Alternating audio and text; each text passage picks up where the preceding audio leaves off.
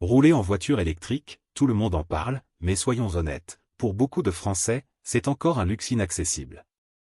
Entre les prix d'achat qui explosent, les loyers de leasing classiques trop élevés et l'incertitude sur l'autonomie, la marche est encore trop haute. Mais une nouvelle mesure pourrait bien changer la donne, le leasing social 2025, qui sera lancé le 30 septembre 2025 et durera jusqu'au 31 décembre 2030. L'État français mettra à disposition 50 000 voitures électriques dès son lancement, spécialement pour les foyers modestes qui dépendent de leur voiture pour travailler. Une opportunité unique, mais pas sans piège. Aujourd'hui, sur Autofuté, on va décortiquer ce dispositif en profondeur, son fonctionnement, ses avantages, ses limites et ce qu'il pourrait réellement changer pour la transition vers l'électrique.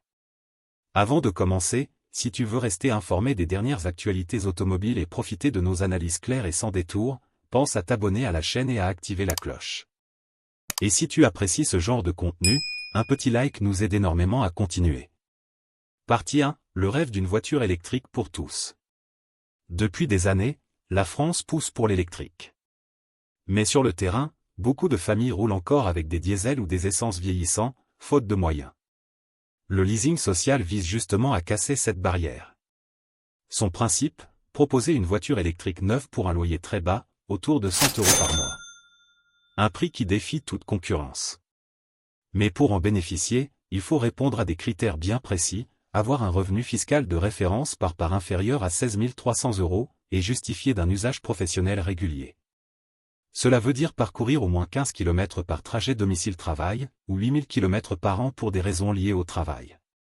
En clair, ce n'est pas un cadeau universel, mais une aide ciblée pour ceux qui dépendent réellement de leur voiture. Et dès son ouverture le 30 septembre 2025, 50 000 véhicules seront disponibles, avec un catalogue comprenant notamment la très attendue Renault 5 E-Tech, mais aussi des modèles comme la Peugeot E208 ou la Fiat 500 électrique. De quoi séduire de nombreux foyers qui n'osaient même pas rêver d'une voiture électrique. Partie 2, les limites cachées derrière l'effet d'annonce.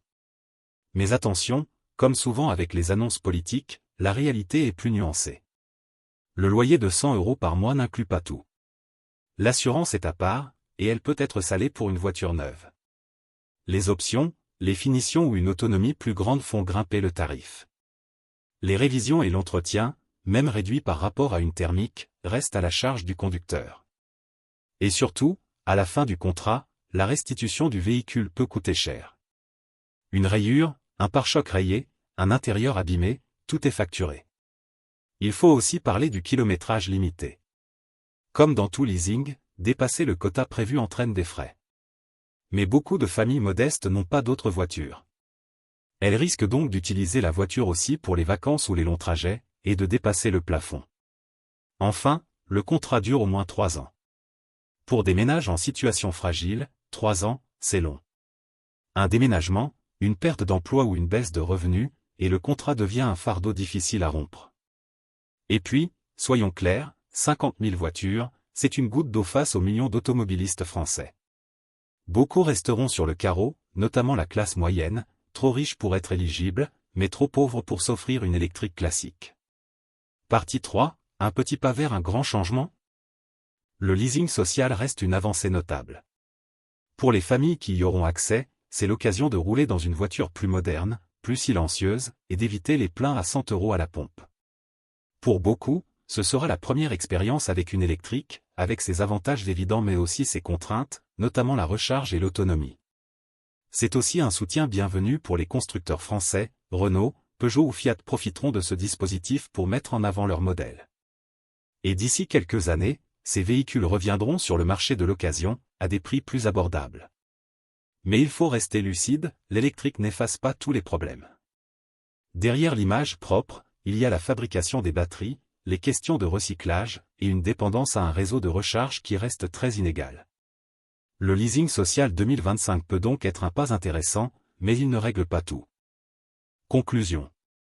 Alors, le leasing social 2025 est-il une vraie chance ou juste un coup de com'?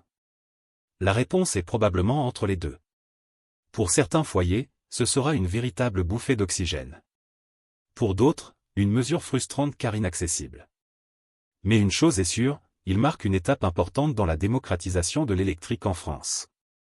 Et vous, seriez-vous prêt à franchir le pas si vous étiez éligible?